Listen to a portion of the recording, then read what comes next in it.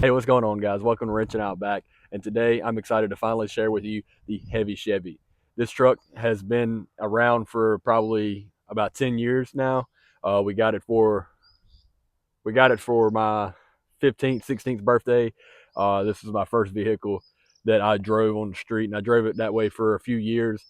We bought it already kind of set up the way that it sits, but over the years, put a lot of miles on this truck, and I've put a lot of time and effort into keeping it on the road.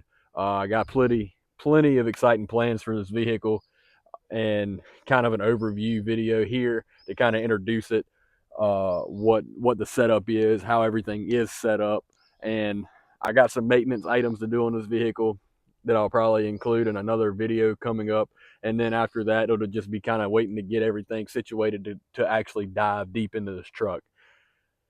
2 years ago, I redid the front and the rear axles, pulled them all the way out, painted them, rebuilt them from the inside out, and now it's time to really focus on the chassis, buttoning up a few things, and get this chassis kind of cleaned up, and then kind of preparing the truck for the future stages of it. So I'm going to give you guys a quick little overview of this truck, and I hope you're excited to see it on the channel because I've got some things coming for it.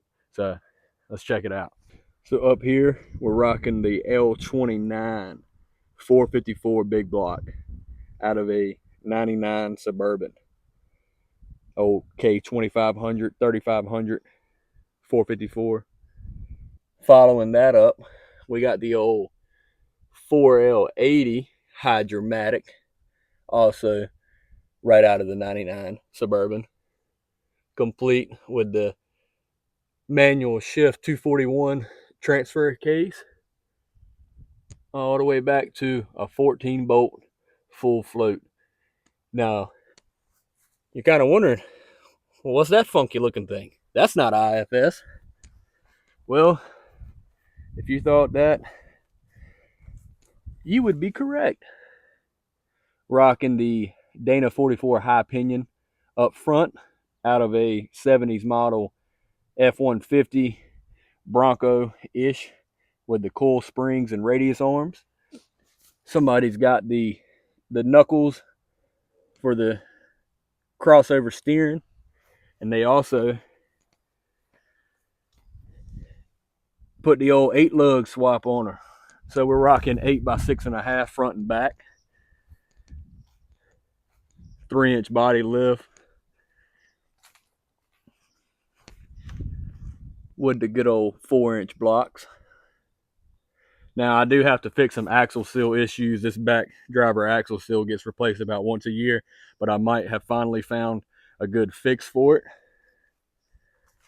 This truck needs some tender love and care, but I've been focusing mainly on the interior, rocking the blue with the bench seat. I've changed this dash out probably more times than I can count, but I have a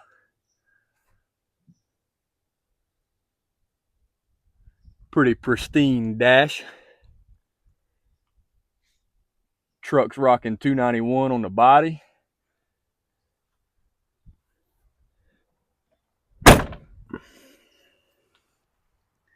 But yeah, I got big plans to change out that whole front suspension. Probably keep the 14 bolt. You know, I'll come back in here and clean everything all up, get this bed off, clean the chassis up. That's all. Got a lot of plans for it. I've been through this truck bumper to bumper. A lot of the stuff up front is kind of newish, but I don't really like it that much.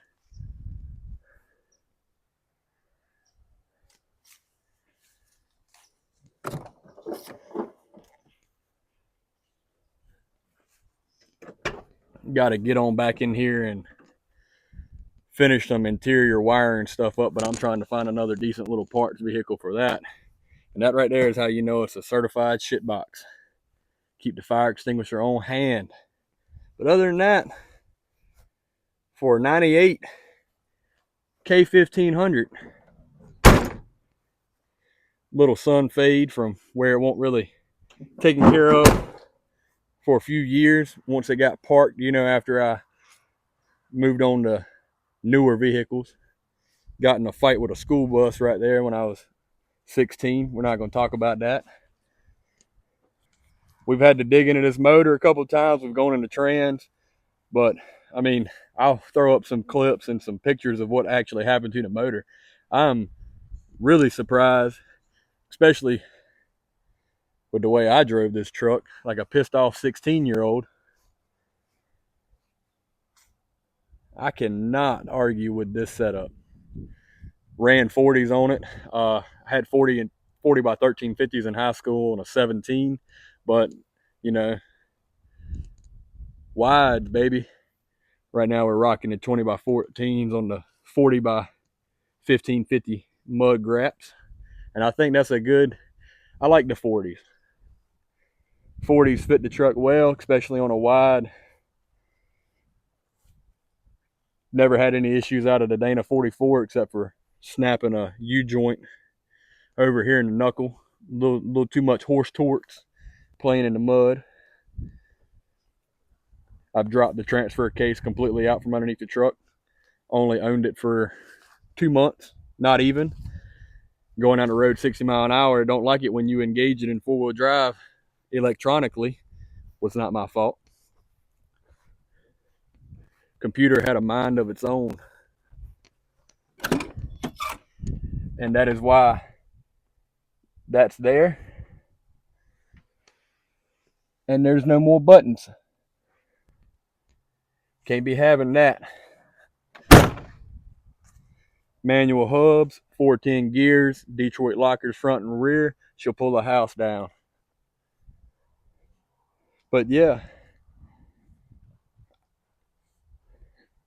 definitely excited to share this project. Once I get a lot of my fabricating stuff situated, this truck will definitely be going under the knife. So I hope you guys are excited for it. So yeah, guys, heavy Chevy.